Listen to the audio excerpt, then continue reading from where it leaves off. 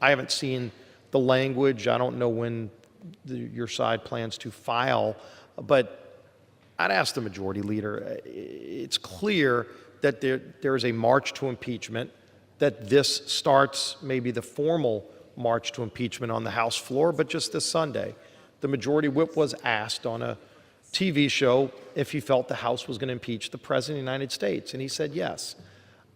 There's been no evidence that would necessitate an impeachment. We had this nearly 2-year investigation by Mr. Mueller, and it was all about whether or not there was collusion between the President and Russia. They looked into whether or not there was any kind of interference with Russia in our elections. And of course, he did find that there was interference with Russia. Russia tried to meddle with our elections while Barack Obama was President of the United States. Now, what did Barack Obama do to stop that? I don't know. I don't know if that's going to be investigated. It should be. Whether or not the President did everything in his powers at the time to stop Russia from interfering with our elections. We know it happened, and we need to work together to make sure it doesn't happen again. That should be our focus. There was no collusion, by the way, and he found that. You know, there was no obstruction of justice, and I know the committee wants to keep focusing and looking into everything that they can to try to find more evidence that wasn't there. But if they start bringing, and you start bringing, language resolutions to hold, for example, the Attorney General in contempt, we haven't seen what the charges are, but some of the things that the Judiciary Committee has asked the Attorney General to produce, if the Attorney General produced that information, he would be violating law. Why would you hold the Attorney General of the United States in contempt of Congress for not breaking the law? Those are some of the things we've seen. Again, we haven't seen the final language. We've heard some conjecture by the chairman of the Judiciary Committee, by others who want to start this impeachment drumbeat. I would just urge caution to the gentleman as the House floor becomes politicized to just try to impeach the president because some people just don't like the fact that he was elected in 2016. There will be an election next year. There are a whole lot of people on the Democrat side that are already trying to get the nomination to unseat the president. And that debate's already going on in the country, and it'll happen in full next year. Let's let the people of this country decide who the President of the United States is. Let's respect the fact that the people of this country in 2016 said they wanted Donald Trump to be the President of the United States, and he is the President of the United States, and he's carrying out his duties, and he's carrying out the agenda that he campaigned on, as it should be. And if somebody wants to carry out a different agenda, next year they're going to have that opportunity to present it to the people of this country. But even though there was no collusion identified by the special counsel, this idea that we're still going to just start bringing legislative instruments to the floor like contempt, and then ultimately, as the majority whip said Sunday, that he felt that there would be impeachment on the House floor, I would just urge caution to the gentleman. And this next week, this legislation that's going to be brought forward is all a part of that. And we should respect this process more. We should respect the fact that the Attorney General of the United States has an obligation to enforce the laws of this country. And when he's asked by Congress to do something that would actually violate laws, we ought to respect the fact that he said he would come and testify to the Judiciary Committee, to the members of the Judiciary Committee. And then the Judiciary Committee changed the rules of the game and said they didn't want members of Congress to question him. They wanted staff to question him, which would be unprecedented. So he didn't come. But he did say he would come and testify to the committee under the normal processes that have always been in place. And so with that, again, we haven't seen the legislation yet. Once we do, we will review it. But I would just urge caution and yield to the gentleman. I thank the gentleman for his comment. Very frankly, the person who rejected the premise that this matter was over was Robert Mueller in a relatively short press conference in which he answered no questions. But he clearly demonstrated that he thought Mr. Barr misrepresented the fact that this was over. In fact, he said if we thought the president had not done anything wrong, and we were convinced of that, we would have said so. We did not say so. Now, having said that, this is not related to impeachment. This is related to the Congress's authority under the Constitution of the United States to receive information from the executive on behalf of the American people. Now, if Mr. Barr believes that the information requested need not be submitted, then he has nothing to fear, because what we are seeking is a court ruling, an independent body's ruling, as to whether or not he ought to be held in contempt and directed by a court to provide the information to the Congress of the United States, acting pursuant to its constitutional duty. And I will tell my friend that it's a sad day when the Republicans and Democrats do not stand together on behalf of this institution's constitutional not only authority but responsibility to get the information it needs, both with respect to, as again Mr. Mueller pointed out, the very serious issue of the Russians trying to affect our democracy and our elections. There is no dispute of that fact. And in fact, 9 Russians were indicted by the Mueller special counsel for exactly that purpose. Now, this resolution, to which the gentleman refers, authorizes the Judiciary Committee to pursue civil action to seek enforcement in federal court of its subpoenas to Attorney General Barr and former White House counsel McCann, who's no longer a federal employee. It also authorizes House committees that have issued subpoenas as part of their oversight and investigation responsibilities. Let me emphasize that. Investigation responsibilities, oversight, that is part of the constitutional responsibility of the Congress of the United States, which, by the way, your party pursued extraordinarily vigorously over the last 8 years of the Obama administration, and very frankly in previous administrations. We are seeking civil enforcement to have a determination as to whether or not Attorney General Barr, Mr. McCann, and indeed others who have refused to comply with constitutionally sanctioned requests by the Congress of the United States for information on behalf of the American people. The President of the United States, like Barr, said, it's over. Mr. Mueller says it's not over. Mr. Mueller says he did not have the authority, pursuant to justice policy, to go further. But he pointed out that there are other bodies that have the authority and responsibility to do so. Who was that? Us, the Congress of the United States. Now, one of the problems that we're having is that the President has instructed almost all of government not to respond to the Congress of the United States, not to answer questions, not to testify, not to appear. I've called that perhaps the biggest cover-up in history of any president, who has in effect given a blanket suggestion, and in some cases order, that people ought not to testify. He said there's no reason to go any further. He's made that decision. And especially in Congress, where it's very partisan, obviously very partisan.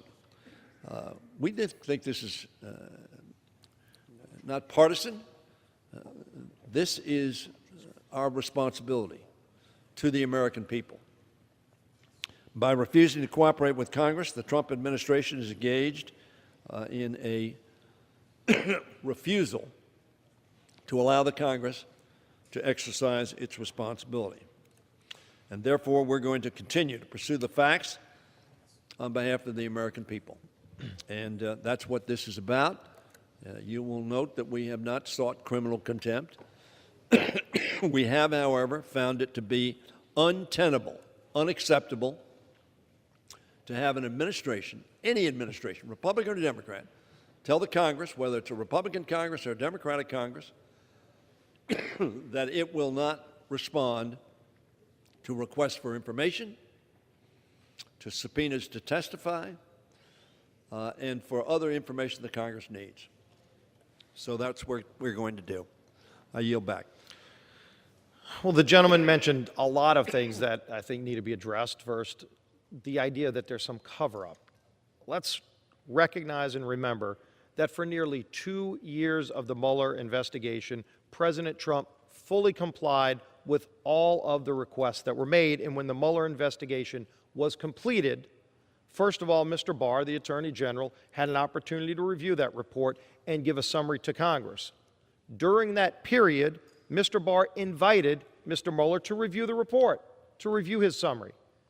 Mr. Mueller chose not to participate in that, and so ultimately the Attorney General then gave Congress a summary, which made it crystal clear there was no collusion after almost 2 years and over $30 million of taxpayer money looking into this, where the president fully complied, his administration fully complied, and they were probing everything under the sun.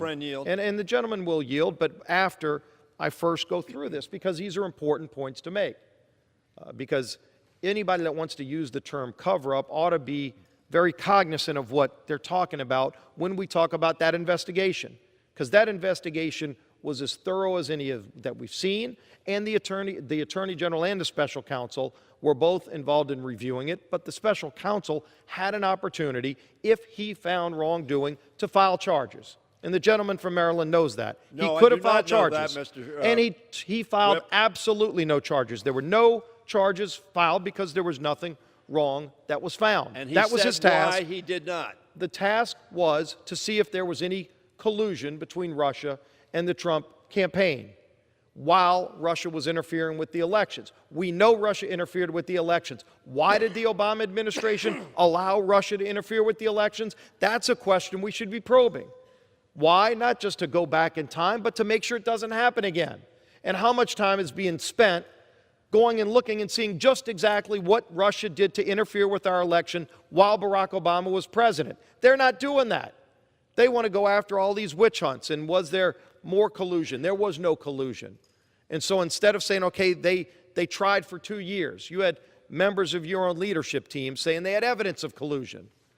And yet there was no evidence of collusion, and they've never come forth and said they were wrong. They've never brought forward what their mysterious evidence was, because there was no evidence, because there was no collusion.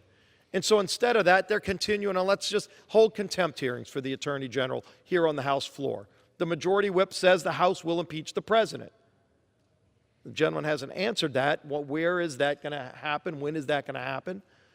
Why don't we actually focus on the problems of this country? Because the same committee that continues on these rabbit holes and witch hunts, that same committee that has jurisdiction over this whole Mueller investigation that found no collusion, no charges filed by the special counsel, that's the same committee that has jurisdiction over the border crisis. And the gentleman knows we have a crisis at our border. It's a serious crisis because we don't have control over our border yet. We need to get control over our border yet, but in the next 2 weeks, literally in the next 2 weeks, the Department of DHS is about to run out of money to deal with this crisis. And the President of the United States submitted a supplemental request to this majority asking to give additional funding so that we can take care of those kids that are coming over every day in the thousands, the unaccompanied children, where the Department of Health and Human Services is about to run out of money to take care of those kids. And so what happens to those kids? If they come over illegally, the law says what Homeland Security has to do, and if they come over and they're sick, which some of them are coming over very sick, they're turned over to DHS, where DHS takes care of them. And DHS has told you they're about to run out of money, and not a thing has been done. In fact, when the Labor H bill was in subcommittee, one of our members actually filed an amendment to try to include the money so that we can keep taking care of the health needs of those kids that are coming over illegally, and that was rejected on a party line vote. Your party voted against that. And the Committee of Jurisdiction, instead of focusing on how to solve this problem, how we can help resolve this problem in a bipartisan way, which it should be bipartisan. We all ought to care about these kids that are coming over that have a lot of health issues that we're trying to address, but they're about to run out of money. And what are we going to do about it? We've asked that this majority do something to address that request that was sent down from the president weeks ago. But we're literally facing a crisis in a matter of days where they will run out of money. When is that going to be addressed by this majority? We've asked for it to be addressed, and it hasn't. So when is the Speaker going to bring legislation? Would the Majority Leader be willing to bring legislation? For weeks we've talked about it right here in this colloquy, and it hasn't been addressed. And so before it becomes a crisis where literally DHS cannot take and care for the health needs of these kids that are coming over, why don't we address it now instead of waiting until they truly run out of money, can no longer take care of those kids, and bad things would happen? I don't want those bad things to happen. I know you don't want those bad things to happen, and the president doesn't want those bad things to happen. That's why he sent that supplemental request weeks ago, and it hasn't been dealt with. I would yield to the gentleman. I thank the gentleman for yielding. Let me deal with the question of the supplemental first. There is a humanitarian crisis at the border. We need to deal with it. The president came down with a request some 2+ weeks ago. The Republicans held up consideration of a disaster bill that we passed in January. Now, this dealt with natural disasters, not the humanitarian crisis at the border. I understand that. We passed that Monday, ultimately, because the administration wanted to undermine very, very badly the American citizens who live in Puerto Rico. Finally, we got agreement that that was the right thing to do, and the Senate passed it overwhelmingly. Senate over here, we tried to pass it by unanimous consent, and your side objected. You objected 3 times, so we had to pass it this Monday. We did, overwhelmingly. Not as many, perhaps, on your side as on my side, but we passed it handily. The fact of the matter is we need to deal with this humanitarian crisis. We need to deal with the humanitarian crisis. And if we limit it to dealing with the humanitarian crisis, Madam Speaker, we will do it. And in fact, Ms. Lucille Roybal Allard is in discussions on that now. My view is the 4 corners, meaning the Speaker, the Republican leader, Senator McConnell, the Majority Leader, and Mr. Schumer are dealing with it. I hope they get it done very soon. I hope, and if they get it done, we're going to move it, because there is a crisis and we need to deal with it. But I would urge my friend to urge his colleagues not to try to do some of the president's agenda unrelated to humanitarian crisis. And if we can do that, we'll get to an agreement, in my opinion. Now, let me go back to what I believe to be inaccurate recitation, as I believed Attorney General Barr's recitation of what the Mueller report says. And Mr. Mueller clearly made that very, very crystal clear, that he had a different view as to whether that was. Now, I've got a whole page here of things that the Mueller report says with reference to collusion is a word that the president's created. It's not collusion, not a crime per se. Conspiracy is a crime, but the president uses this word collusion as a fake news, as a distraction, as a magician's trick to look over here, not here, so that I can fool you.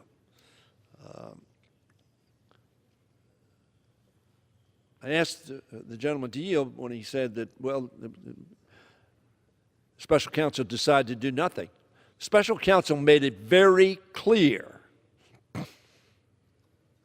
that under Justice Department directives, a sitting president cannot be indicted. And Mr. Mueller said, if he can't be indicted, I don't want to make an allegation, which would not be fair because he cannot be indicted, and therefore there will be no forum on which to defend himself. But he observed there was another forum that was an appropriate forum that did have the responsibility and the ability to take action, and that, as I said, is us. Now, I won't go through this list of findings that the Mueller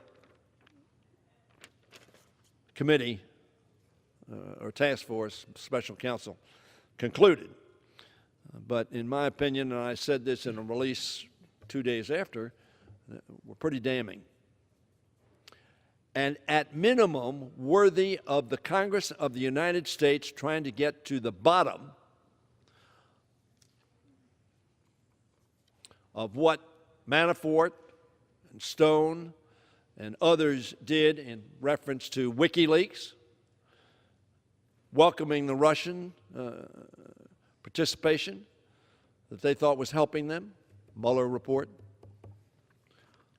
So we can go into that at great length, but the proper way to do that is to do what we're doing. Ask questions, have witnesses, review documents and other communications to get to the bottom of this. And we intend to do that. We intend to do it in a considered, focused way.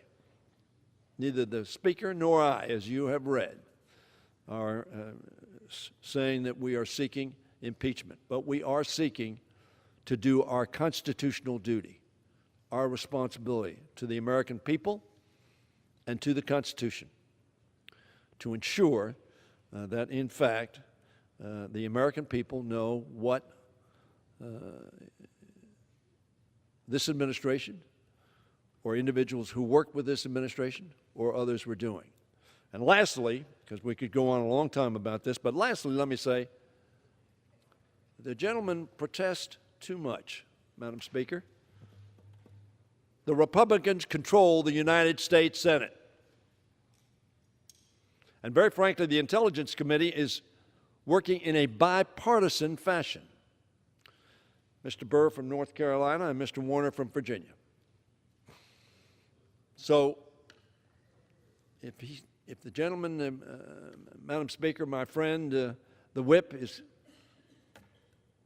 frustrated, my suggestion is he call up his friends in the United States Senate and said, look, you ought to do this, you ought to do that, and you ought to do the other. And if they think it's the right thing to do, maybe they'll do it. But we intend to do our responsibility here. And again, as I would hope that we could join together, in a defense of the Congress's responsibility and authority, and not have any administration, Republican, Democrat, Obama, Trump, any president, say, no, I'm not going to give you any information. Some other body has disposed of that question. Well, some other body is not us, and we need to move ahead on doing our responsibility. And hopefully, again, I would hope you would cooperate. But we're going to continue to do the business of the people of this country as well.